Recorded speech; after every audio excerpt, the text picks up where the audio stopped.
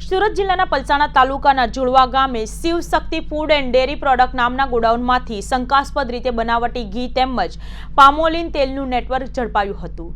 જિલ્લા એલસીબીએ રેડ કરીને ગોડાઉનમાંથી શુદ્ધ ગાયનું ઘી નામના લેબલ મારેલ ઘીનો જથ્થો તેમજ પામોલીન તેલ મળીને 24 લાખથી વધુનો મુદ્દામાલ જપ્ત કર્યો હતો।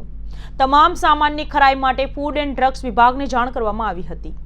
જિલ્લા એલસીબીએ રેડ કરીને ગોડાઉનમાંથી શુદ્ધ ગાયનું ઘી નામના લેબલ મારેલ ઘીનો જથ્થો તેમજ પામોલીન તેલ મળીને 24 લાખથી વધુનો મુદ્દામાલ જપ્ત કર્યો હતો। તમામ સામાનની ખરાઈ માટે ફૂડ એન્ડ ડ્રગ્સ વિભાગને જાણ કરવામાં આવી હતી।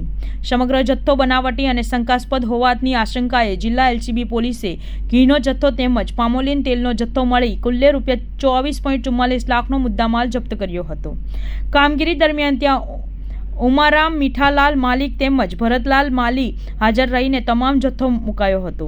જથ્થાની ખરાઈ માટે ફૂડ એન્ડ ડ્રગ્સ વિભાગને પણ જાણ કરવામાં આવી હતી, જેથી હવે ફૂડ એન્ડ ડ્રગ્સ વિભાગની યોગ્ય તપાસ બાદ સમગ્ર જથ્થાની ગુણવત્તા અંગે પણ સાચું તથ્ય બહાર આવી શકે તેમ છે।